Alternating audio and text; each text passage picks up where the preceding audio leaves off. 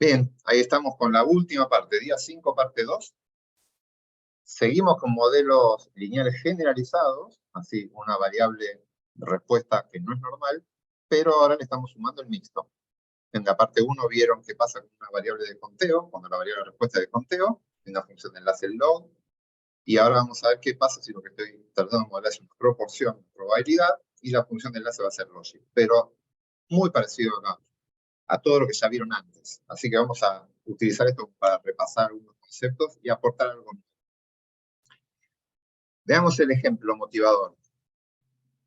Estamos trabajando acá con esclerosis múltiple, pacientes con esclerosis múltiple. La esclerosis múltiple acá en el va a aparecer como EM, pero básicamente es una enfermedad de que lo que pasa es que aparecen lesiones y se va perdiendo la mielina de las células del sistema nervioso central. ¿Sí? Empieza el mouse, ¿ustedes lo ven cuando yo lo muevo? Igual voy a poner el... Sí, sí, sí. Bien, igual pongo esto, así de mejor. Se va perdiendo, se generan lesiones y eso genera una pérdida de la capacidad del sistema nervioso central de controlar el cuerpo. Se desconocen las causas y hay algunos tratamientos que se aplican.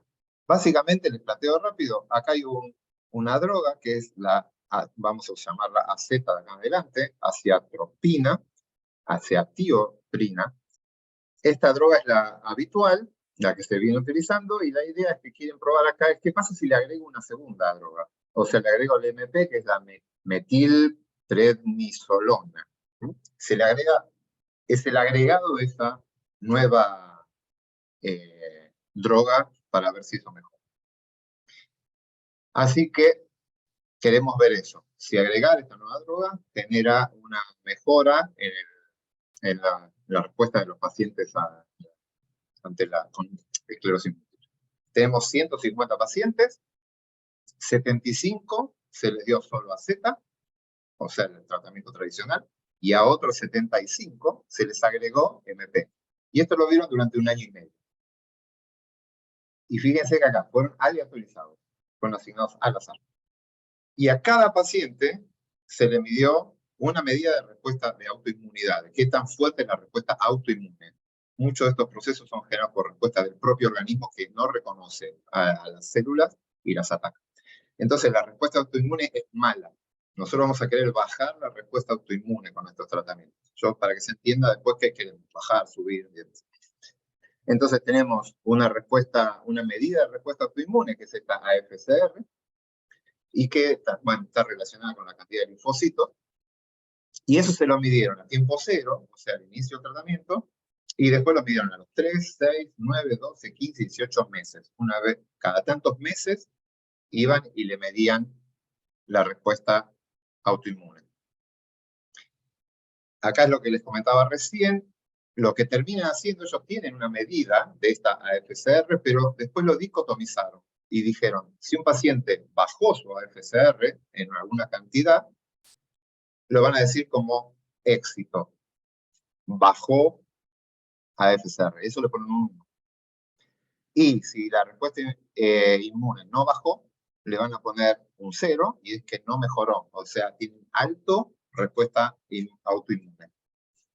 Así que al final del día, de estos índices, como estos índices varían mucho entre las personas, y hay que ajustarlos porque cada persona tiene un basal distinto y demás, nada, terminaron diciendo mejoró versus no mejoró. Perdón, sí. Gerardo, una pregunta. Esto de que lo comparan a ver si bajó o no bajó, ¿lo comparan siempre con el tiempo cero o con el tiempo anterior? No, es con el tiempo cero. Es básicamente registrar una reducción con respecto, en teoría es con respecto al tiempo basal. Okay. Así que simplemente bajó, está mejor que cuando empezó o no. Y quieren ver si esa mejoría, porque en general ¿qué pasa con esto? Es degenerativo progresivamente. Entonces, no es que vas a lograr, ningún tratamiento de estos reduce para siempre la enfermedad. Lo que hace es retrasarlo. Entonces, los pacientes empiezan mal, la droga mejora que baja, y en el tiempo después vuelve a recuperar. Algunos hacen eso y otros no. Y otros van empeorando, pero lo que hace la droga es que empeore menos. Eso es lo que es un problema con este tipo de enfermedades.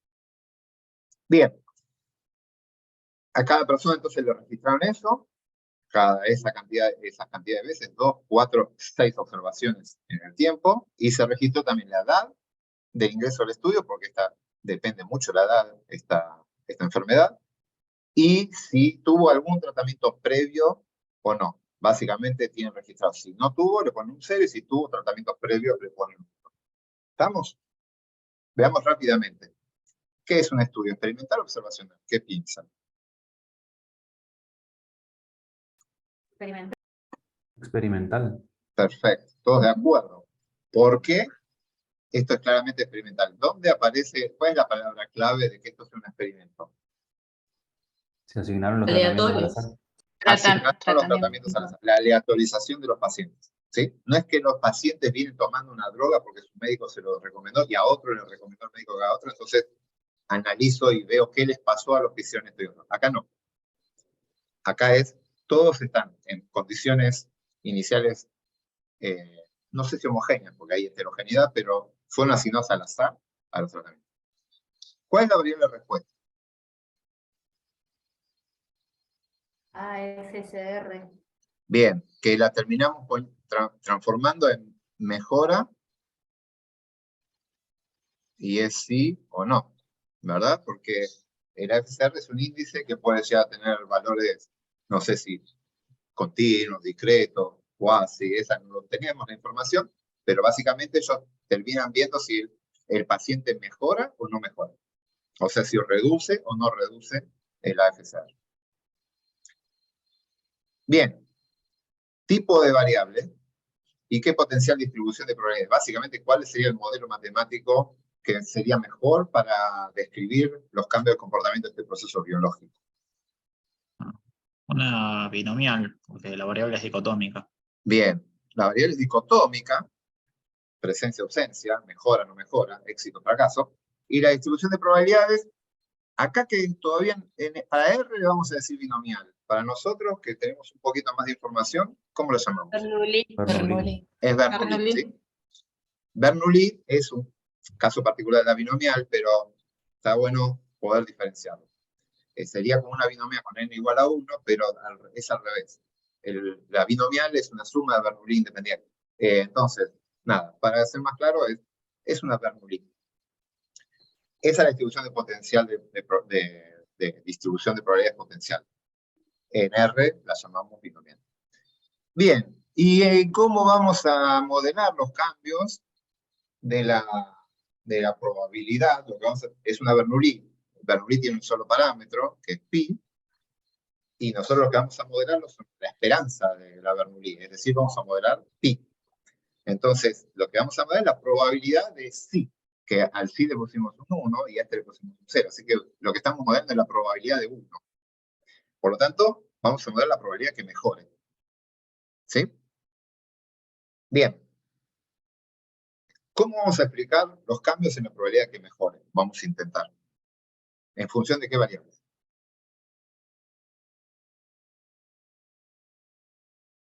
¿Qué pongo acá? ¿Cuáles serían las potenciales variables que explican los cambios en esto? Si quieren, les paso para atrás. Acá. El tratamiento sería una. Bien. Tengo el tratamiento de MP,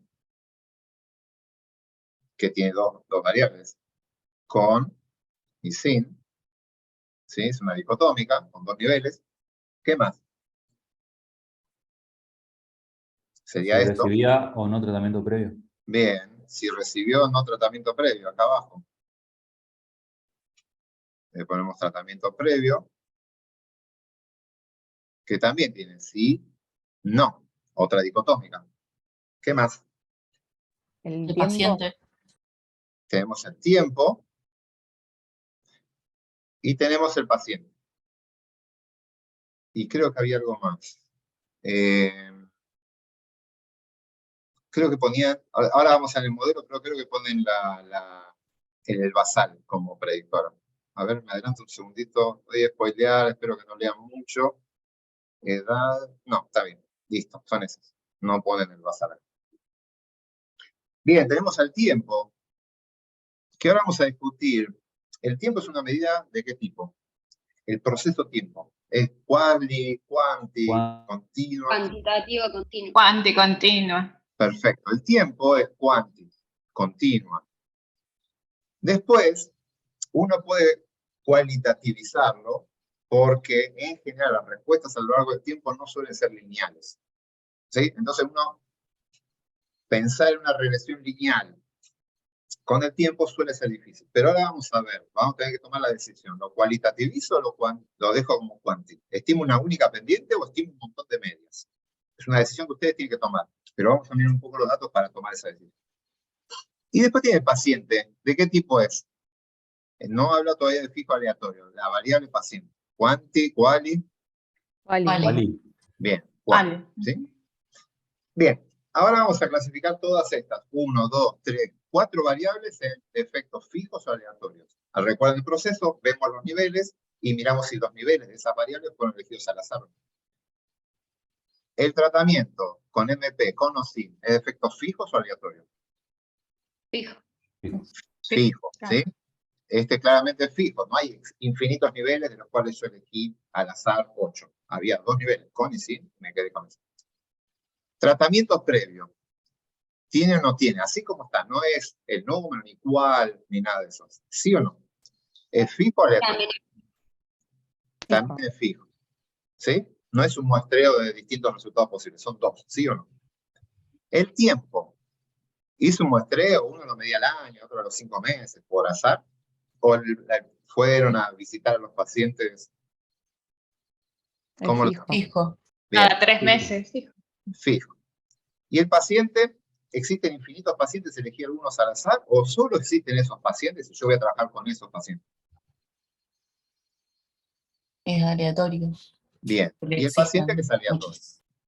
Sí, claramente existen infinitos pacientes potenciales, las poblaciones potencialmente son infinitas, de los cuales yo elegí algunos al azar. Pero las conclusiones no van a ser para estos 150 pacientes. La conclusión va a ser para toda la población de donde saqué a esos 150 pacientes. Por eso es un efecto aleatorio. Bien, como siempre, estamos en un modelo lineal generalizado. Tenemos los 3 componentes de un modelo lineal generalizado. Todos ya los conocen. ¿Cuál es el componente aleatorio? La variable de respuesta es dicotómica, 0, 1. ¿Qué distribución le vamos a poner? Bernoulli, en este caso, binomial para el R. Vamos a aplicar esto por un predictor lineal que va a ser la combinación de todas estas partes fijas, más una parte aleatoria. ¿Sí? Y en toda la parte fija tenemos que definir en ese predictor lineal si la vamos a sumar, si vamos a multiplicar, si ponemos interacciones dobles, triples. Son 3 fijas, así que podríamos poner todas las interacciones que agarramos o que nos dé el cuento. Y después tenemos una parte aleatoria. Ahora aparece la formulita del modelo. Y tenemos que definir una función de enlace que relacione el predictor lineal con la variable respuesta. ¿Qué función de enlace se les ocurre en función de esta variable respuesta? Logit. Exacto. Una función de enlace logit que va a relacionar. El logit de la variable respuesta se relaciona con el predictor lineal. Estamos hasta ahí, no hay nada nuevo, es un repaso absoluto. Lo nuevo que estamos juntando aleatorios y fijos, es decir, modelo mixto, con una variable no es normal. Acá está la base de datos. Tenemos en la base de datos el identificador del individuo. Fíjense, de este individuo hay 4 observaciones. De este individuo hay 1, 2, 3, 4, 5 observaciones. Y a esta persona, este paciente, lo miran en tiempo 0, después a los 12, 15 y 18. Pero esta es 0, 6, 9, 12 y 18. Estamos viendo que no están muy balanceados los tiempos, hay huecos. ¿Sí? ¿Estamos? Después tenemos acá tratamiento previo, que son 0 y 1. Justo estas 2 personas, el identificador 1 y el 2, el paciente 1 y 2, e incluso el 3 se ve acá, no reciben tratamientos previos.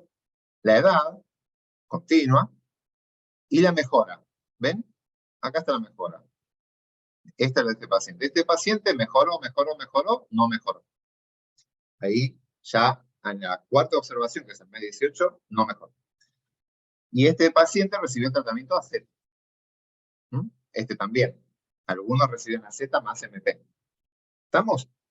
Acá hay un summary de toda la base de datos y veamos, acá lo que tenemos es la probabilidad de 0 y 1. Esta es la tabla de frecuencias y esto ya en proporciones, pero fíjense, esto es no mejora y esto es mejora. Entonces, con AZ solo mejora el 41% de los pacientes. En total, no de los pacientes, de las observaciones, ¿sí? Es el total de las observaciones. Muchas son del mismo paciente y demás. Pero es algo medio general. Y con AZMP, el 51,2%. Eso es lo que estamos viendo. ¿Por qué vemos esto? Esto está spoileando un poco el resultado final, pero está bueno ver cuántos unos tiene la base de datos. Hay una cuestión matemática que si usted tiene una base de datos, no importa cuántas personas tengan, sino cuántos positivos tienen en una logística. En una de estas, Bernoulli, los datos con 1 aportan como más información que los datos con 0, básicamente.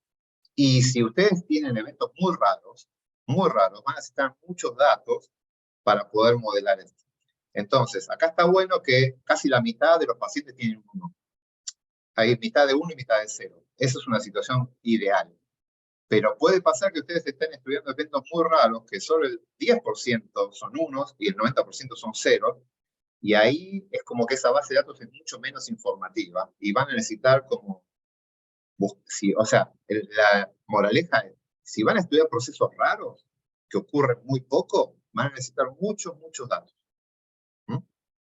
Muchos datos para poder analizar. Ahora, si el evento justamente está más o menos por el 50%, es lo más fácil de todo. Va a tener más varianza, pero es más fácil, con menos datos lo van a poder ver. Bien. ¿Qué pasa con la edad? Perdón, con el tiempo. Ven que el tiempo acá está desbalanceado. Esto es como un gráfico para que vean eso. No sé, acá vamos viendo que la cantidad para los tratamientos AZ en celeste y AZMP en azul no es parejo. Fíjense, el día 15 hay 64 personas a las que le medieron la mejora con AZ y solo 53 del tratamiento MP. Ahí hay una pérdida de datos en el MP. En este también, en esta hay los dos, o sea, no está balanceado. Debería haber 1050 observaciones, en función de la cantidad de pacientes y la cantidad de observaciones, y hay 847.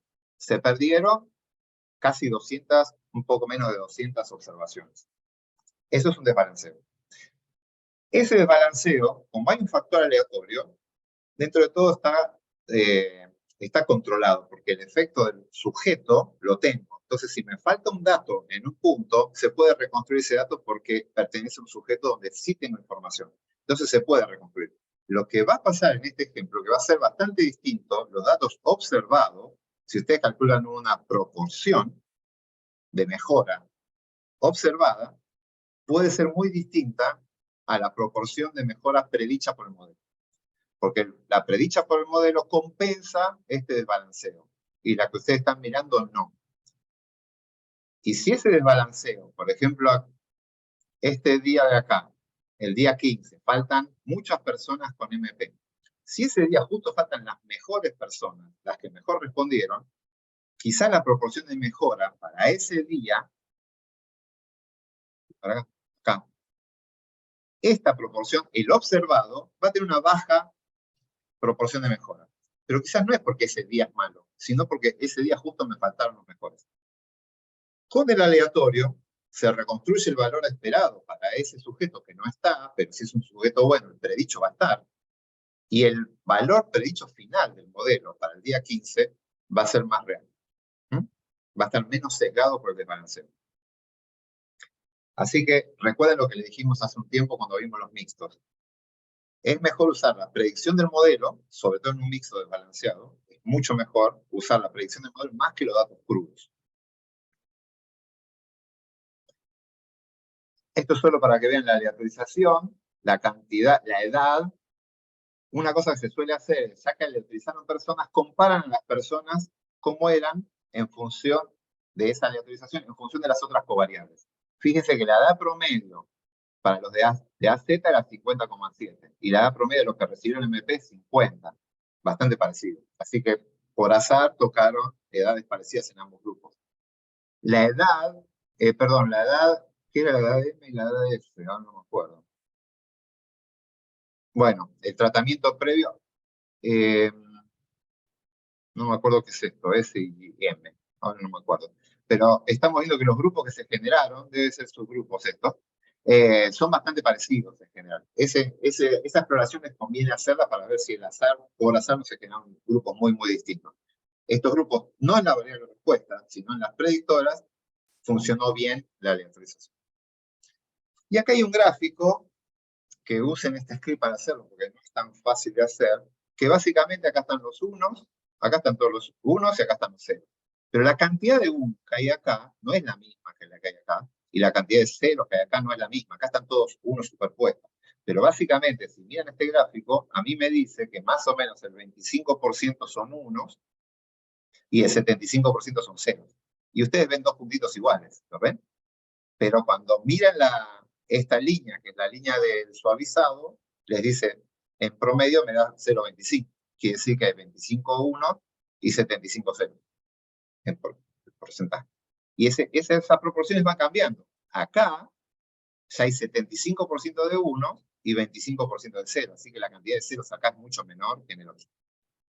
Por lo tanto, este gráfico es informativo si le agregan la línea de esta dependencia. ¿Y qué ven con esta línea? ¿Cómo es el comportamiento a medida que pasa el tiempo? Tanto para la Z como para la ZMP. ¿Es lineal, no lineal? ¿Cómo lo ven? Es bastante lineal. Sí, ¿no? Se ve bastante lineal. ¿Se acuerdan de que habíamos visto en medidas repetidas? Pegaba un pico y después bajaba y después se establecía. Esto no es lineal. Pero este modelo, lo que vemos es que acá estamos poniendo el tiempo, que es una de las predictoras, la más complicada de modelar, si se quiere, en función de la variable respuesta, y vemos que las tendencias son bastante lineales. Entonces podemos jugarnos a trabajar con una regresión y estimar solo una pendiente. Vamos a estimar una pendiente para este y una pendiente para este.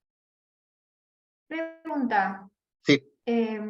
¿Por qué tenés el tiempo cero si se supone que es solo para comparar, digamos? Sí. En el tiempo cero, ¿qué mejora puede haber habido? No, ves que están juntos ahí. De hecho, están igualitos.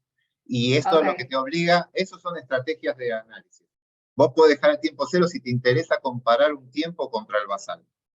Lo que haces, si pones el tiempo cero y hay un tratamiento que es mejor, te obligás a que vaya a haber una interacción.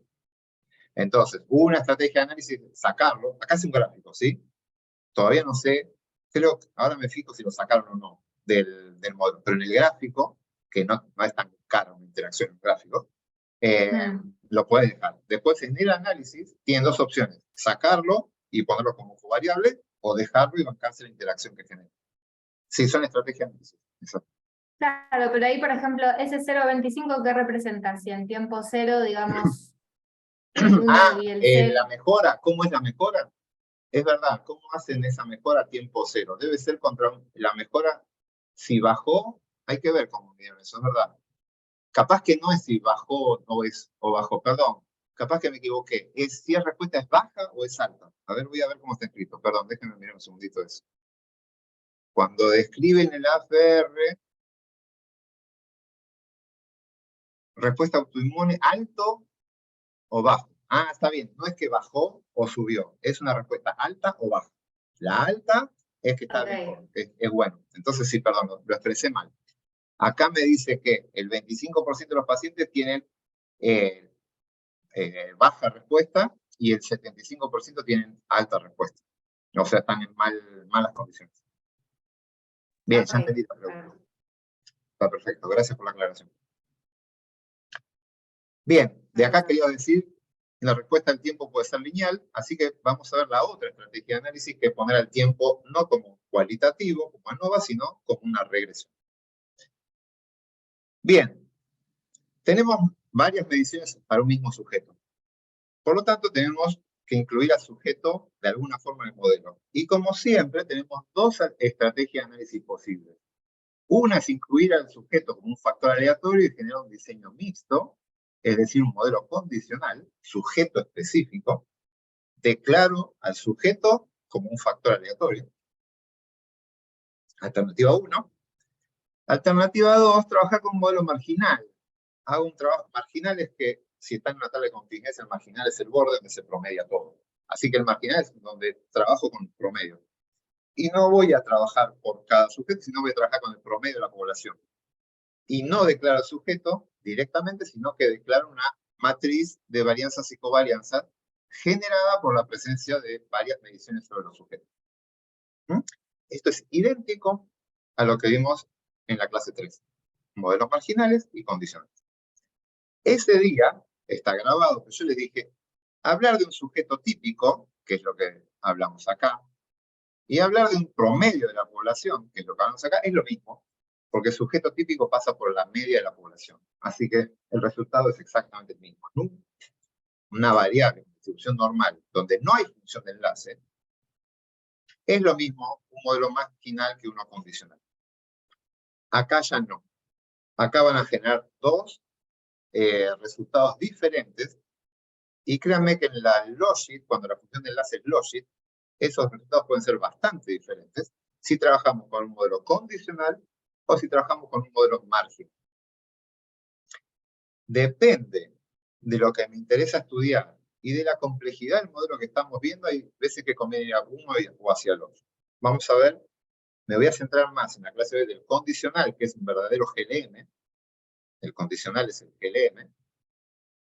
Y el marginal es el GI, ese que les contó Adri. El modelo marginal es este que está acá, son las ecuaciones de estimación generalizadas, GI, en donde me voy a enfocar en el promedio de la población. Puedo modelar las estructuras de varianza y covarianza, pero salgo de los modelos lineales generalizados y mixtos clásicos, ¿sí? Es otra lógica. Entonces, el curso, como es de modelos lineales generalizados mixtos, me voy a enfocar más en el condicional, que es la única alternativa de análisis, si se quieren quedar en este mundo.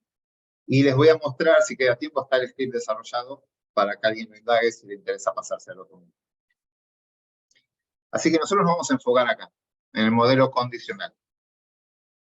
No se desarrolló aún en los modelos frecuentistas un GLM donde puedan modelar la estructura de correlación. No está. Solo pueden poner al sujeto como factor aleatorio y van a inducir un tipo particular de estructura de correlación y no pueden salir de ahí. No hay desarrollo de matriz autorregresiva dentro de GLM si la variable no es normal. Ahora voy a intentar contarles por qué. Bien, entonces, nos vamos a quedar con un modelo condicional para una Bernoulli y es mixto. Bueno, condicional justamente tiene que ser mixto. Acá está el resumen, tengo la variable de respuesta, mejor o no, o bueno y malo deberíamos decirlo acá, por lo que vimos recién. La variable es Bernoulli, la potencial distribución es Bernoulli, el único parámetro es pi, así que lo que vamos a estimar, lo que vamos a modelar es la esperanza de i, es decir, vamos a modelar a pi. Y la varianza y la media están relacionados como cualquier Bernoulli. Vamos a usar una función de enlace logit, que es el logaritmo de Lotz, y este es nuestro predictor lineal. Un beta 0, que es la proporción de buenos a todo lo demás 0. El beta 1, para el efecto del MP, la presencia-ausencia del MP, básicamente me va a decir cuando aparece el MP si esto mejora o no. Un beta 2, para ver el efecto del tiempo. Ven que el tiempo entró como continua, se estima una pendiente. Y aparece un beta 3 que me va a hablar de la interacción entre el tiempo y el AMP, los dos fijos que me interesan. Así que esa interacción es cantada. Y después aparecen dos variables que son de control. No me interesa estudiar el efecto de la edad, solamente me interesa controlarlo. Y aparece un beta 4 por la edad, el efecto de la edad continua. Y un beta 5 para el tratamiento previo, no es continuo, aparece un solo simplemente porque hay dos niveles, presencia-ausencia, tratamiento previo. Y en este diseño no puse interacciones con los demás. No tengo ningún motivo para pensar que el tratamiento previo afecte diferencialmente, la presencia de tratamiento previo afecte a uno o al otro, o la interacción, o sea, no voy a poner triple ni cuádruples interacciones. Es una estrategia de análisis. El que sabe de esto podrá justificarlo mejor que yo, pero vamos a un modelo lo más simple posible. Y al final, de toda la parte fija, de todos los beta, aparece el B, que es la parte aleatoria. Intercepto aleatorio. Va a haber sujetos que tienen altas chances de que les dé bien, y hay sujetos que, o sea, se aproximen más al 1, y hay sujetos que tienen altas chances de que le dé mal, o sea, que se aproximen más al 0, pero responden igual a todos los tratamientos. ¿Sí? Por eso esto no está interactuando con ningún tratamiento, es un intercepto aleatorio. Afecta la probabilidad media de ese sujeto. ¿Estamos? No estoy dando nada nuevo. ¿Se entiende hasta ahí? Perdón, Sí. pregunta. ¿Por qué no se incluye una interacción de la edad con otras variables? Es una estrategia. Yo no la incluí porque esta es una variable que yo creo que es de control. No tengo conocimientos previos que justifiquen que el tiempo va a ser, el efecto del tiempo cambie con la edad. ¿Sí? Hay un efecto de la edad. Cuanto más grande sos, peor es, menos chances que mejores tenés. Pero que eso cambie al mes 18 va a ser distinto al mes 9 porque sos joven, que por sos viejo, es medio rebuscado. Y es una interacción medio heavy. Cada interacción acá pesa. En una Bernoulli, seguir estimando parámetros, entonces hay que ir a la menor cantidad de interacciones posibles. Es como que la estrategia sería, incluye una interacción si está justificado. Hay gente que no, ¿eh? Hay gente que dice, saco una interacción si está justificado. Yo las dejo por defecto. Pero nada, tendrías tantos parámetros que estimar que hay que ver si tus datos se lo bancan. Perfecto, ¿Se entiende gracias. la lógica? Sí. Bien. A mí, Sí. perdón. Sí. Sí. No me queda claro por qué la edad está puesta como fijo. Si la edad, no sé, entendí que era como, bueno, los pacientes. Veamos esto. Hay una cuestión. La edad es una covariable, es cuanti. Si quisieras ponerla como factor aleatorio, tendrías que cualitativizarla y decir, hice un muestreo aleatorio de edades y de las edades que había, elegí esta y te va a absorber la varianza entre edades. Acá la edad la estoy poniendo como cuantitativa y lo que va a hacer es decir, bueno, con la edad, bueno, esto cuando lo veamos en escala de variable de respuesta, esto va a quedar así, la variable de respuesta con la edad va a tener este comportamiento y voy a generar eso. Como es una continua, pensar en las continuas como de efectos aleatorios, o sea, las variables de efectos aleatorios son las cualitativas cuando sus niveles fueron elegidos al azar. Si quisieras pensarlo como cualitativo y llevar esto a edades que no mediste, ¿sería el objetivo ese? No tiene mucho sentido. No, claro. Entonces digo, estas son las edades que medí y me voy a quedar con esas. Es observacional, claramente es observacional, pero no voy a extrapolar a edades que no vi. Entonces, nada, lo tomo como fijo, me concentro en esas y respondo sobre esas edades. Pero está bien la discusión, ¿eh? No está mal. Gracias, perfecto. Bien. Eso, este factor aleatorio que aparece acá, este beta J, tiene el mismo supuesto que teníamos antes. No cambia, a pesar de que mi modelo es Bernoulli, las beta J tienen que seguir una distribución normal, con una determinada media y una varianza entre pacientes. ¿Esto cuándo se va a dar? En escala Logit. En escala Logit, todo esto es lineal. Ven que está acá el Logit es igual a todo esto. Esto se relaciona con esto directamente. El Logit de esto genera esto, y en escala de Logit se va a dar esto, que el beta va a ser una distribución normal. El problema es cuando queremos desestandarizar esto. Para hacer esto no hay ningún problema, puedo poner el individuo como factor aleatorio. El problema acá es cuando quiero modelar una matriz de varianza y covarianza. La matriz de varianza y covarianza se mantiene, las correlaciones están en escala de la variable. Y el factor aleatorio está en escala de proyector lineal. Entonces, hay como, bueno, no importa, no me voy a meter, porque tendría que meterme con cosas matemáticas complejas, pero el mundo de dos escalas, de variable respuesta o de predictor lineal, hace que las correlaciones en una se vean y en otra no, hacen que sea muy, muy difícil de modelar eso.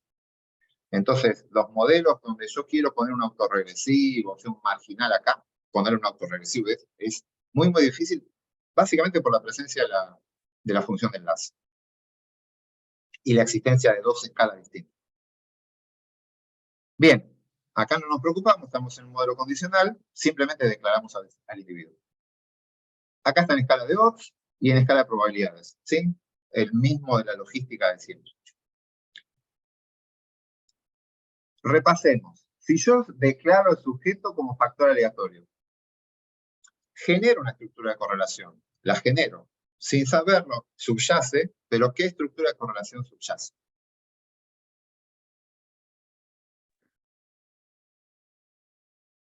¿La simetría compuesta? Exacto. Lo que voy a generar es una estructura de simetría compuesta. Es la única que se genera cuando declaro al paciente como factor aleatorio. Básicamente asume que las correlaciones que existan se mantienen constantes siempre y las varianzas son homogéneas. Puedo modelar las varianzas si quiero, pero no, ni siquiera acá puedo modelar varianzas. Estoy en modelo no lineal, uno generalizado. Así que esas matrices no las puedo tocar, no las puedo modelar. Y ya sabemos que una matriz de simetría compuesta en un diseño de medidas repetidas no es lo mejorcito. En general, las correlaciones decaen con el tiempo. Entonces, es de esperar que no sea bueno. Pero lamento decirles, es la única alternativa que tiene.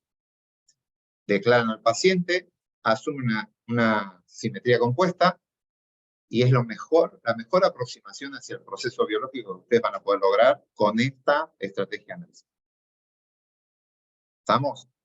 En eso sí nos diferenciamos de lo que teníamos antes. No tenemos la opción marginal dentro de GLM, sí dentro de GE, dentro de GLM de modelar esto de otra forma.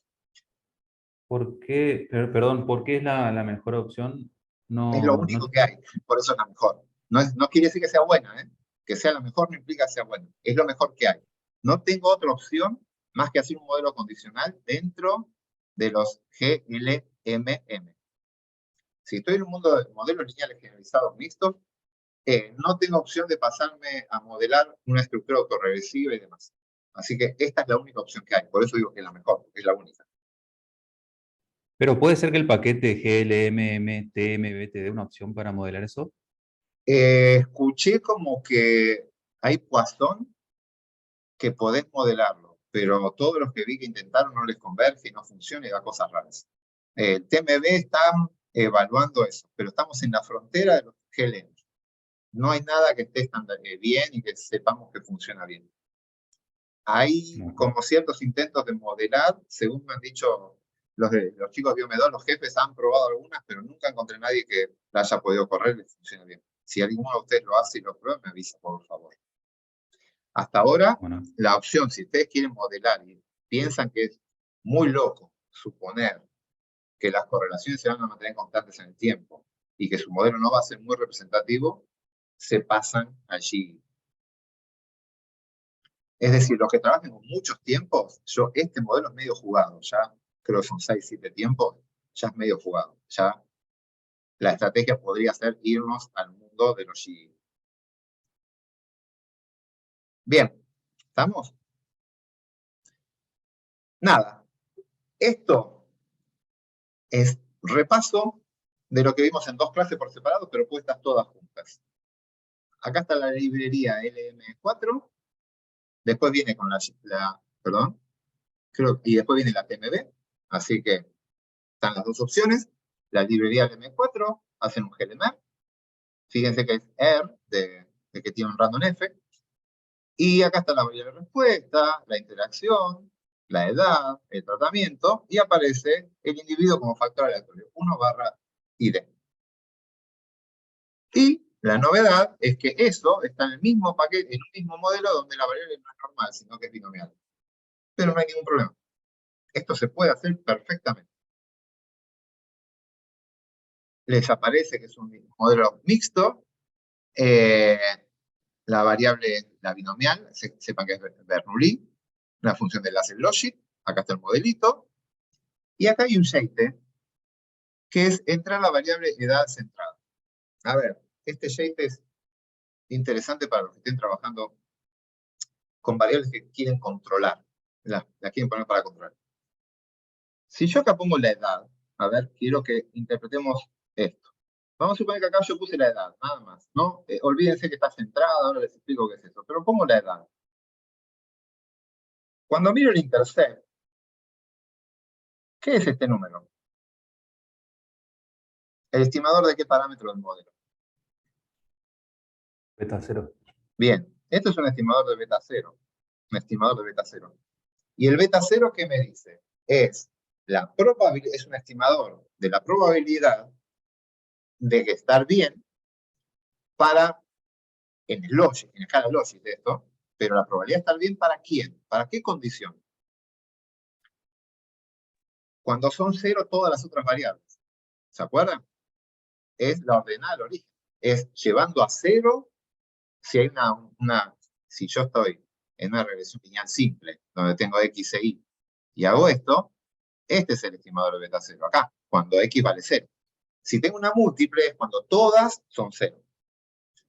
Por lo tanto, este intercept está en escala logic, pero sería la estimación del beta 0 cuando el MP es 0, o sea, en ausencia de MP, cuando el tiempo es 0, puede interesarme o no, pero cuando la edad es 0. Me lo va a dar, me va a estimar ese intercepto para una persona que no nació. Y si la edad tiene un efecto fuerte, eso va a ser una extrapolación muy bruta, y este coeficiente que está acá, no hay forma de interpretarlo. Lo demás no hay problema, porque los demás son pendientes. Las pendientes se supone que son constantes, pero ese estimador va a estar extrapolado. Entonces, la alternativa, esto sirve para una regresión lineal, lineal general, generalizada, todas, para todas. Una alternativa muy útil es centrar las variables. Básicamente, tienen la variable de edad, le restan la media.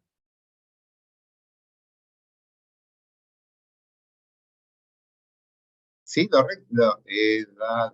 Le restan una constante. Vamos a sumar que las personas en promedio creo que tenían 55 años, en promedio todas. A todos los valores los restan 55. ¿Y qué es lo que van a hacer? Esta variable, la edad, esto es edad centrada, es igual a la edad menos el promedio de la edad, la media de la edad. Esta edad centrada, si ustedes le hacen un summary y le piden el promedio, la x raya de esta variable es igual a 0. A ver, la media va a ser 0. ¿Qué logro con eso? Como le resté el 55, este 0 va a ser la edad promedio de esto, o sea, el 55 se va a convertir en 0. Entonces, esa variable va a tener 0 para las personas de 55 años, valores positivos para los mayores de 55 años y valores negativos para los menores de 55 años. Pero va a estar centrada en 0. Cuando ya haga la regresión múltiple, este estimador va a ser, como siempre, para cuando la edad sea 0. Pero la edad 0, ahora, se corresponde por una edad promedio. Entonces, este estimador va a ser para una edad promedio, que serán los 55 años de las personas. Y es mucho más fácil de interpretar el estimador. ¿Se entendió? Así que es recomendable, es sano, centrar a todas las variables continuas que tienen. Hay gente que lo hace ya por defecto. Centran a todas las variables continuas, entonces cuando ven el modelo, los estimadores, las ordenadas al origen son las que cambian. La ordenada al origen es como que esto, perdón, para hacerlo gráfico, esta X, acá está la X raya, cuando yo hago la X centrada, perdón, la centrada, acá hay un 0. Y el 0 ya no está acá. Entonces, el estimador del beta se da acá. Este es el estimador del beta, y no el beta 0, y no este número de acá. ¿Se entiende? Si la edad fuera parte de tu pregunta, ¿también sería conveniente centrarla o ahí no? Sí, o sea, ¿sabes dónde está el punto? Si te interesa estimar el intercepto, que el intercepto sea entendible. si tiene valor para vos, decir cuál sería una buena estimación, cuál es en promedio, cuál es la probabilidad de estar bien. Porque para la edad, lo que a vos te va a interesar, si es de interés la edad, es este coeficiente, que es la pendiente. Bueno, en este ejemplo sería negativa la relación, ¿no? Ese coeficiente no cambia donde vos hayas mirado el beta 0. Ese coeficiente siempre va a ser menos 1,73 logit, ¿no? De ese valor. El logit de la pendiente va a ser menos 1,73. Menos 0,1793. Ese valor no cambia y ese es el verdadero efecto de la edad. Así que si es relevante o no la edad, lo vas a ver ahí. No te va a cambiar. Lo que cambia es solamente para el intercept. Todo lo que digo es para ver si el intercept está mejor o peor, estimado en un lugar más interesante o no. Eso es lo para Profe, ¿y Sí. cómo es que se centran? O sea, ¿eso es una función o tú lo tienes que hacer manual o Yo lo hago cómo? manual porque no encontré una función para centrar, pero simplemente tengo mi base de datos, una base de datos, BD, hago pesos, edad centrada, y es igual a la edad menos la media de la edad. O sea, hago menos median y entre paréntesis edad. Y ya me genera la edad centrada. Me lo hace para toda la columna. Y me genera una variable nueva. Lo hago yo a mano. Y lo que vi en los libros, el de Sur, que Sur recomienda no solo centrarlas, sino estandarizarlas. Lo divide por el error estándar. Pero Sur, en los últimos libros, centra todo por defecto. Y además, a veces lo divide por el desvío estándar. Ahí hay ciertas discusiones. Sur lo hace, pero lo centrado yo lo veo fundamental. Entonces, Sur hace una función para hacerlo más fácil. Se genera una función en R. Pero si no, para centrar, le restan la media. Bien, no quiero dedicar mucho más tiempo a esto, si no alguien me consulta después, porque no es lo central. Bien. ¿Qué pasa si, voy a borrar esto, así se ve mejor? Suele pasar que tengan problemas de convergencia estos modelos. Cuando aparece un mixto, cuando la variable no es normal, o sea, si es una función en logic con un mixto, computacionalmente aumenta la demanda, se hace complejo. Entonces, pueden aparecer carteles como estos. El modelo falla en converger, no puede estimar los parámetros. Porque es un método iterativo, va probando con distintos valores hasta que convierte un valor. Entonces, la alternativa que tienen ustedes es de tocar esto, el NACGQ. Y esto está en el video de Adri, es tocar la cuadratura de Gauss-Hermite, la aproximación de Gauss-Hermite. Por defecto, eso tiene una cuadratura de 1. O sea, básicamente para estimar, no sé qué tan explicado está en el video, pero para estimar una integral de esta función, estimar una integral de una función que usted no tiene la fórmula, es muy compleja. Entonces lo que hacen esto, básicamente hacen polígonos, generan polígonos de alguna forma u otra, y calculan el área de ese polígono. Y eso lo aproximan al área bajo la función. La cantidad de puntos que ustedes usan para generar ese polígono, o sea, polígonos más simples o polígonos más complejos, hace que cuanto más complejo sea el polígono, mejore la estimación del área. Polígonos más simples, peor la estimación del área. Entonces, cuando a veces le ponen polígonos muy simples, el modelo no converge. Entonces tienen la opción de subirle este punto y generar modelos más complejos, o sea, subirle a 5 puntos. El costo de eso computacionalmente se hace exigente. Es más complejo. Si tiene una compu medio que está al borde del RAM y demás, ojo, no se zarpen con eso porque va a colgar la compu. Si tiene una super compu que se la banca, sí, pueden subirlo, la estimación se va a hacer más precisa, pero el modelo va a tardar mucho más tiempo. ¿Estamos? La matemática detrás de esto es bastante más compleja, pero básicamente la idea que se tiene que llevar es esa. Bien. Nada, acá tenemos el AIC para comparar modelos, el efecto aleatorio, y acá tenemos la varianza del individuo. Esta es la varianza de los individuos. La variabilidad que hay en escala logit, está esto, de los individuos. Esa es la que tiene que ser normal, y tengo que fijarme cada individuo si se ajusta a una normal, y después calcular la varianza de eso. Y ese es el número. Y después, acá, tenemos todo en escala lógica. Recuerden, cuando aparecen en el summary, todo esto está en escala lógica.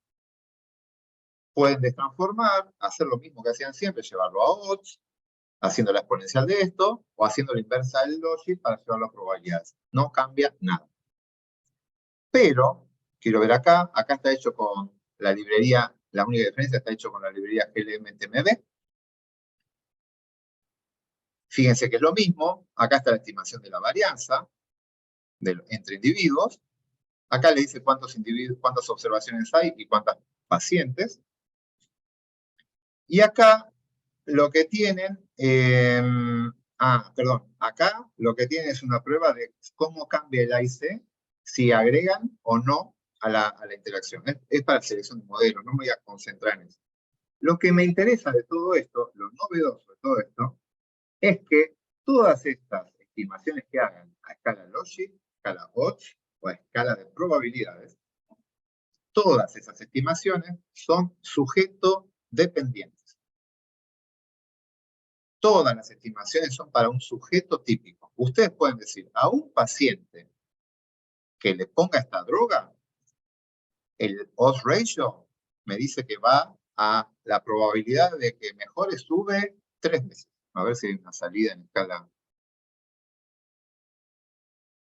Esto está todo en escala de predictor lineal.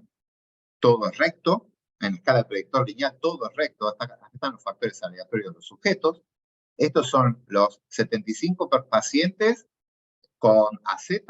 Acá están los 75 pacientes con AZMP. Y cómo cambian en los meses. Y esta es la predicción. Ven que los pacientes son todos paralelos.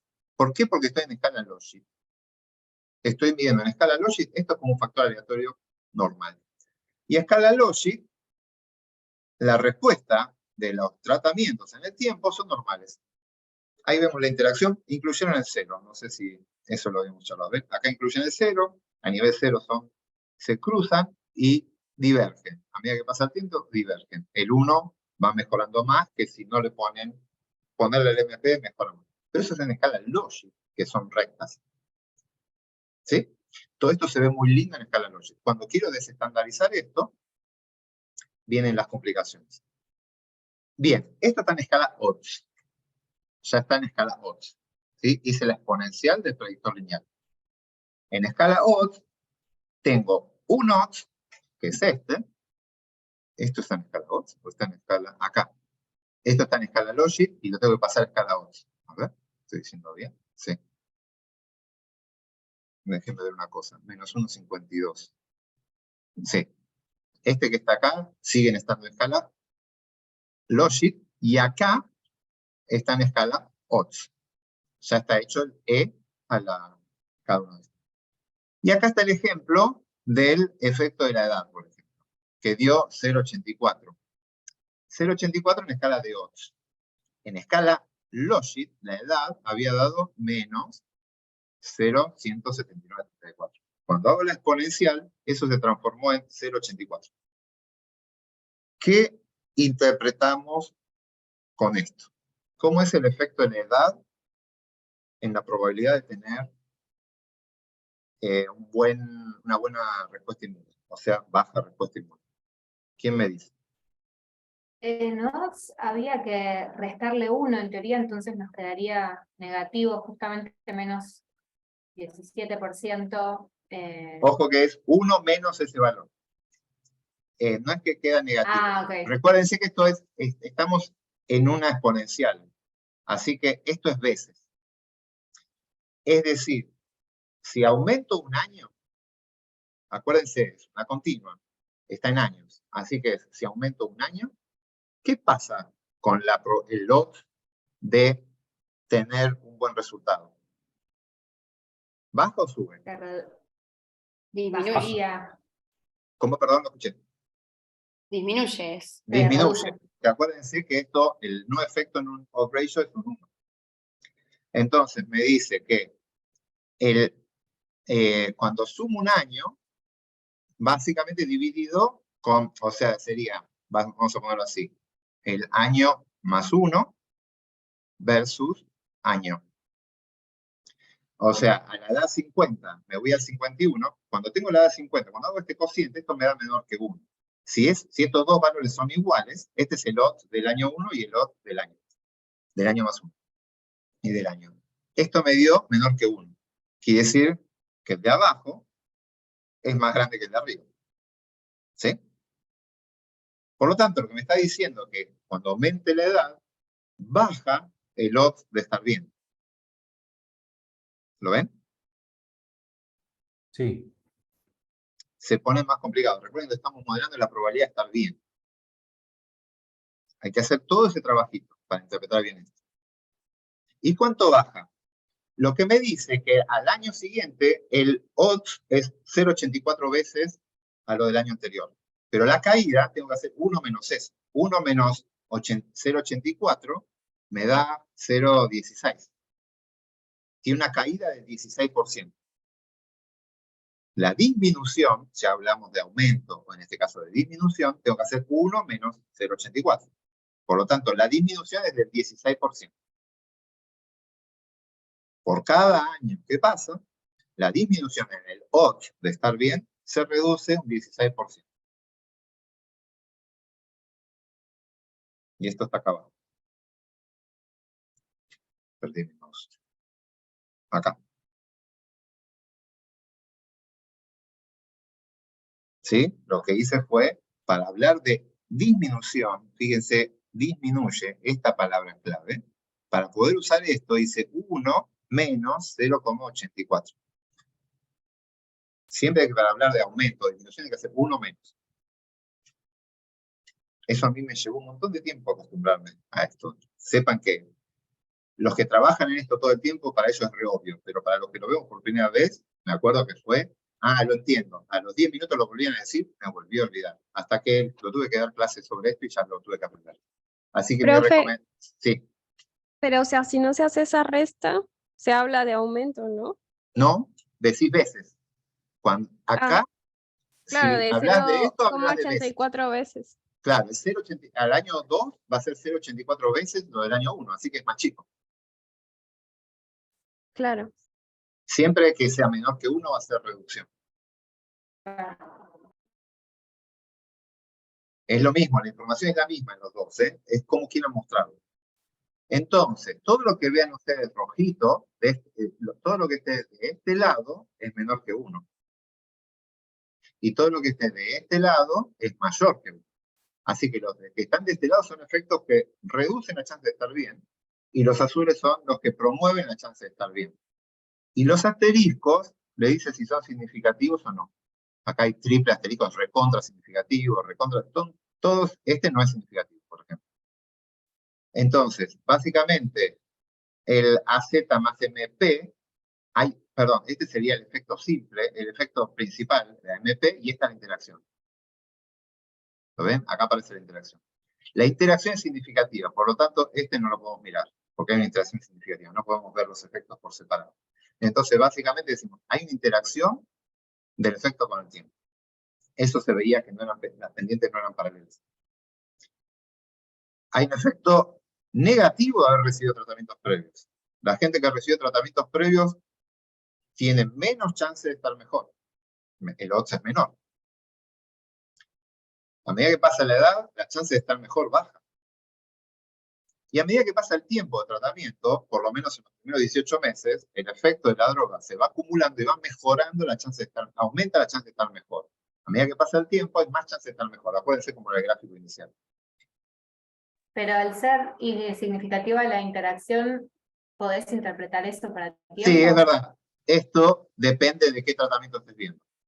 Tenés razón. Esto depende del tratamiento. Porque está involucrado acá. Sí. Igual cuando veíamos a los dos tratamientos aumenta, pero uno con una pendiente y otro con otra.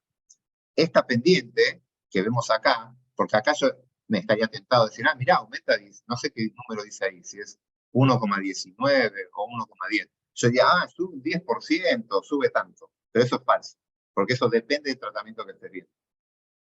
Tendría que reconstruir, esto puede ser que esté hecho para tratamiento control, y este no, pero tenés que sumarle el efecto de la interacción y descomponer, tal como lo vieron en la clase 2 de cual y cuántico.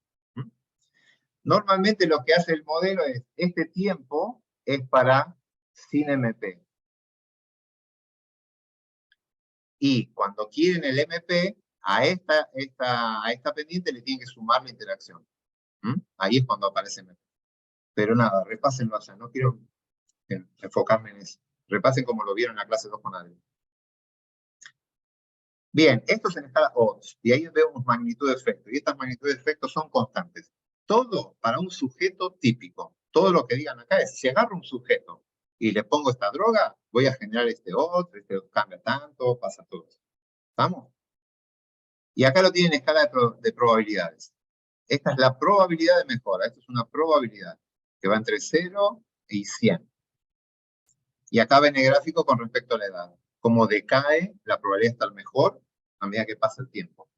Al principio, si sos una persona de cerca de 30 años, tenés una alta probabilidad de que mejore. Pero si ya sos una persona de 70 años, tu probabilidad de que mejores con todo.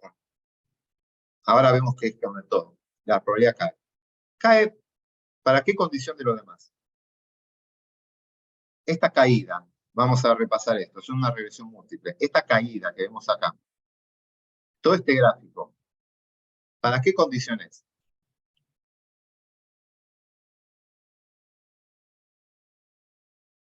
A ver si se dan cuenta, es una regresión múltiple. Esto puede cambiar si estoy hablando de una persona con tratamiento previo o sin tratamiento previo. Una persona con MP o sin MP. Puede cambiar. La edad. Bien. La Para edad está valores continua que está acá. fijos. La edad está continua. Sí. Para MP, ¿cuál? Para MP, el que tome por default, supongo, sin MP. Para el que tiene 0. Exacto.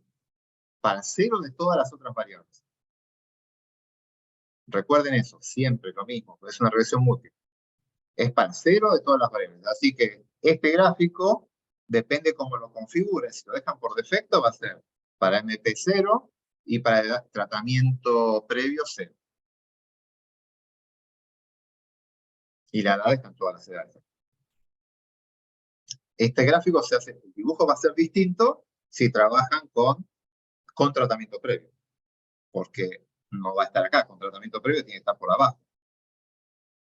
Y no van a ser paralelos porque está acotado en 0 y en 1. Así que la forma es distinta. Así que acá no es trivial definir para qué condiciones hicieron este dibujo.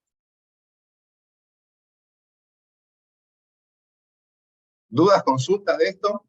Es la interpretación de esto. Lo único que cambié es decirle, esto es para un sujeto típico. No es para el promedio de la población. Bien, seguimos en escala de la variable respuesta. Pero seguimos interpretando los resultados. Acá tenemos el gráfico, pero ahora en tiempo y separando los dos tratamientos. Y ahí vemos las curvas. Fíjense que la distancia ya ahora cambia. Hay una interacción, pero encima estamos en un modelo no lineal. Así que son dos curvas distintas. Bien. ¿Qué mostramos acá? Bueno, acá como reconstruir cada uno de los componentes. Esto es repaso de la clase 2. No me voy a detener en esto porque nos va a llevar mucho tiempo. ¿Sí? Después veanlo con tiempo, pero esto es lo mismo que cómo reconstruyo si quiero hacer la función para la curva con AZ más MP. Si yo solo quiero la de AZ. Y acá estoy viendo eso. A ver. Todo esto funciona para un sujeto típico. Acá está la banda de confianza y demás. Esto que estamos diciendo acá no funciona para el promedio de la población. Para el sujeto típico no es distinto que para el promedio de la población. A ver, sería, ¿qué me interesa más a mí? ¿Responder qué le pasa al promedio de la población o responder qué le pasa a un sujeto típico? Yo lo que les digo ahora ya no es lo mismo, ¿sí? El individuo que es el sujeto típico, cuando lo vean en escala de la variable de respuesta, como está acotada entre 0 y 1, el sujeto típico tiene que pasar por ahí. Un sujeto que tenga mayor efecto aleatorio positivo, que esté por arriba del típico, no puede ser paralelo, porque yo no puedo hacerlo por acá todo paralelo porque estaría por encima del 1. Y acá estaría, bueno, por debajo de 0, por encima de 0 no me importa, pero si esto está acotado en 1, este individuo no puede pasar por arriba. Por lo tanto, estos tienen que arrancar juntos, arrancan juntos, se separan y se vuelven a juntar. Y un individuo que está por abajo arranca también en 0, se separan y se vuelven a juntar. Por lo tanto, los distintos individuos no son paralelos en escala de probabilidad. Son paralelos en escala lógica, pero en escala de probabilidades no. Y eso matemáticamente hace algo que, si yo agarro todos los sujetos y los promedio, no pasa, el promedio no pasa por esa línea que es la del sujeto típico. Hay un problema matemático ahí. Por lo tanto, lo que le pase al promedio de la población es distinto de lo que le pasa a un sujeto típico. Parece trivial la discusión, pero en estos ejemplos puede ser bastante distinto. Entonces la pregunta es, ¿qué les interesa más a ustedes? Vamos a ver, si yo vengo al área de ecología, los sujetos no nos importan. Y tengo ratones, los ratones me representan el promedio de la población. A mí me interesa lo que le pasa a la media de la población de ratones. Así que yo voy a pensar más en un modelo marginal y me gustaría pasarme al otro mundo, que es el de los marginales, y hablar de la población. Lo que le pasa a un ratón típico. Ahora, son pacientes. Y los pacientes sí importan. Entonces, el ejemplo que me gusta dar es el siguiente. Estamos con pacientes. Yo soy un médico. Y me dicen, esta droga va a afectar. ¿Qué me interesa que me digan? ¿Cómo afecta el promedio de la población? ¿O cómo le va a afectar al próximo paciente que va a entrar en un rato a verme a mí? Que yo soy el médico. ¿Qué me interesa más? ¿Lo que le pasa al promedio de la población o lo que le pasa a un sujeto típico? ¿Qué creen? Si soy un médico. Y al sujeto. ¿Estamos? ¿Se entiende ahí que el sujeto puede ser interesante? Porque yo soy un médico que trabaja con un sujeto. Entonces, un sujeto típico, después hay que ver qué tan típico es cada persona que viene, eso puede cambiar. Pero bueno, un sujeto típico va a reaccionar así, entonces yo me voy a mover en ese. Ahora, yo no soy el médico que trato con pacientes, soy el ministro de salud de una provincia, una localidad. ¿Me interesa qué le pasa al individuo o qué le pasa a la población? Si yo voy a aplicar una vacuna, quiero saber qué le va a pasar a la población, no qué le va a pasar a un sujeto típico. Me interesa saber qué le pasa al promedio de la población. Entonces, si soy epidemiólogo, me va a interesar más el otro modelo. Y me va a interesar ver resultados poblacionales y no resultados individuales. Y en ese caso me va a interesar el otro mundo. Ahí es donde uno juega con qué mundo quiere estar. Ese es uno de los motivos por el cual pasarse de esto, que es sujeto típico, a esto otro, que son los marginales. Acá vamos a hablar de los efectos a nivel de la población, no de un sujeto típico.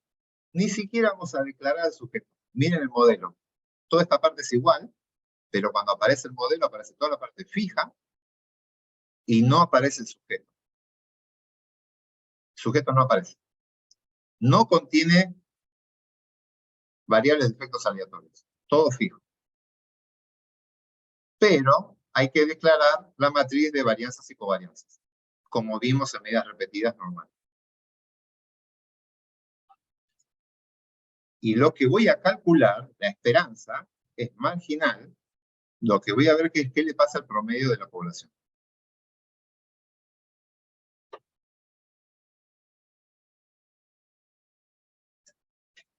Es un efecto al promedio de la población. El tema es que esto ya no es un GLM. Es un GI. Es otra lógica. Son modelos cuasi verosímiles. Está la cuasi verosimilitud, los modelos de cuasi verosímiles que habíamos visto, están metidos acá. ¿Sí? No me voy a dedicar demasiado, pero básicamente las diferencias son, se estima en la escala de promedios, no se basan en verosimilitud, no van a poder estimar componentes de varianza. Si alguien está enfocado en los componentes de varianza, acá no lo pueden hacer. Y no van a dar respuestas a nivel de individuo, sino a nivel de la población. Usan cuasi verosimilitud, como ya lo habíamos visto, y tienen que modelar la estructura de correlación. Tienen que proponer la estructura. La noticia es que son bastante robustos a la estructura. Si ustedes ponen una estructura de correlación que está mal, el modelo funciona bastante bien. Y de hecho van a ver que jueguen con las matrices de correlación y mucho impacto no tienen la salida, porque en general son bastante robustos a eso. Tienen esto, pueden usar simetría compuesta, autorregresivo, desestructurado, tienen todas estas opciones. Acá lo que decía que es bastante robusto el estimador que tienen ahí. Bueno, entonces, no tienen Profe, AIC. Sí, una consulta. Quizás es medio pavo lo que voy a preguntar, pero acá también para usar esto, más allá de que quiera saber el efecto a nivel de la población, sí o sí tienen que ser modelos de medidas repetidas, ¿no? esto está pensado para modelos de medidas repetidas. Si están aleatorizando, se aleatorizaron, que es simetría compuesta, o sea, si tienen bloques y demás, le va a dar lo mismo porque es simetría compuesta en los dos. Ahí no tiene sentido autorregresivo ni nada. Autorregresivo tiene sentido, recuerden, cuando tienen medidas repetidas. En los otros, el simetría compuesta anda. Lo que cambia entre un GI y un GLM es que uno habla del promedio de la población y el otro de un sujeto específico. En el caso de medidas repetidas, esto tiene la ventaja extra, o la ventaja, de que puedes modelar la estructura de correlación. Pero sí, eso está pensado para medidas repetidas. Ok, gracias. No tienen AIC, así que la selección de modelos es un poco más difícil. Y bueno, nada, después léanlo. Yo no me voy a enfocar demasiado en esto. Lo que quiero mostrar es lo siguiente, la lógica, cómo se modela esto. Después, el que no entra dentro del objetivo del curso, no vamos a tomar GI, pero para que tengan una idea. Hay librerías para GI, esta es la GI Pack, y la lógica es muy, muy parecida a la que venían trabajando antes. Generamos un modelo, la función se llama GI GLM. Fíjense, variable de respuesta, toda la parte fija, igual que el otro, familia, binomial, igual que el otro, tienen, a pesar de que no lo usen, tienen que poner un identificador de individuo. Le dicen los individuos, lo llamé así, y le ponen el ID que usaron para los individuos. Tienen que ingresar esto. Y después le dicen la estructura de correlación, core SPR, estructura de correlación, es intercambiable. Intercambiable, lo que significa intercambiable es que este row que está acá lo puedo intercambiar con este y este lo puedo intercambiar con este. ¿Por qué? Porque son todos iguales. Básicamente es simetría compuesta. Puedo intercambiar de posición, total, es el mismo número en todos lados. Y esta es la forma de decirle, hagan una simetría compuesta. ¿Estamos? La función de enlace es logit, igual que el otro, así que la interpretación de esto es exactamente igual que el otro. Esto es en logit. Acá tiene la ordenada de origen y todas las pendientes. Fíjense que no aparece en ningún lado el estimador de componentes de varianza, pero hay una idea de nivel de correlación y demás. No me voy a detener. Pero la noticia es que con esto pueden poner un autorregresivo si quieren. Y acá la estructura pasa a ser la autorregresiva. Y pueden ver si mejora el modelo. Acá hay una medida de la correlación, la que después tiene que elevar al cuadrado o al cubo y demás. ¿Sí? Tienen un sistema muy, muy parecido al que habían trabajado antes, pero ahora el efecto es promedio. Y hacen esto. A ver, la recomendación cuál sería. Están trabajando con medidas repetidas y su variable no es normal, y si tienen muchas medidas repetidas, yo saldría de la GLM y me iría a un GI. El tema es que no se publica tanto con GI. El agente de prensa de la librería esta no es tan bueno como el agente de prensa GLM. Todo el mundo quiere irse a los GLM y van ahí. El GI se inventó hace mucho, se desarrolló hace mucho, y nunca tuvo una explosión, no se puso mucho de moda, pero es un buen modelo. Yo lo he usado y he publicado con esto, y se puede publicar bien. Lo que pasa es que en realistas están acostumbrados a GLM y mostrar un GI, describir qué es lo que hace, a veces puede ser más molesto. Pero créanme que anda re bien. Y les permite hacer esto. En este ejemplo que yo les mostré recién, trabajar con 7 medidas repetidas, creo que eran, suponer simetría compuesta me parece mucho. Profe, creo que se está cortando, o solo es a mí. Se corta, se corta. Me Uy, pasa lo mismo, sí. Se corta. quizás se está conectando, bueno, ahora vemos. Bien, sí, me dice mi conexión es inestable. Bueno, ya estamos terminando. Esperemos que aguante. Me voy a sacar la cámara.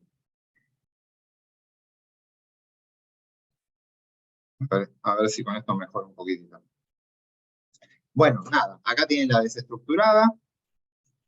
Cómo comparar modelos. Después léanlo. No me voy a detener en esto. Yo solo quería mostrarles un grafiquito al final. Acá está la interpretación de los modelos. Acá, perdón, está la comparación entre el condicional y el marginal. Está la comparación de los dos modelos. ¿Sí? Para que vean las diferencias. Y este era el gráfico que les había comentado antes. Esto es en escala de probabilidades, que va acotado entre 0 y 1. Este que está acá es el sujeto típico, el que va por acá. Es lo que pasa con un sujeto típico. Y acá, en grisecito, están sujetos que tienen un efecto aleatorio positivo, están acá, y los que tienen efecto aleatorio negativo están por debajo. Ven que no son paralelos a escala de predictor lineal. Cuando trabajan con una población promedio, el impacto que ven es esta línea roja. El marginal es esta línea roja. Y el sujeto específico es la línea negra. La línea negra tiene una pendiente mayor que la roja. Por lo tanto, los sujetos específicos, los efectos sujetos específicos, suelen ser mayores, los beta, 1, 2, 3, que calculen, suelen ser mayores que los del promedio. Cuando hacen el GI, los efectos van a ser menores.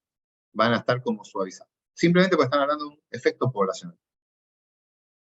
Esa es la única desventaja. Cuando lo hacen con uno y el otro, los efectos son más fuertes en el sujeto específico, los asteriscos son más importantes y la gente creo que por eso tiende a irse al otro. Pero bueno, son dos procesos diferentes.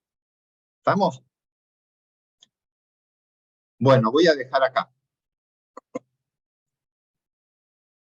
Consultas de esto, sí, pasó muy rápido, ¿sí? Pero nada, era para que vean y el que se está dedicando a eso, con esto, como pueda arrancar y ponerse a estudiar. Nosotros nos vamos a enfocar más en los modelos condicionales. No sé si en TP llegan a ver algunos. Le voy a avisar a Adri, no sé si entró. Sí, ya está. Adri, ¿estás ahí? Veo un co-host agregado.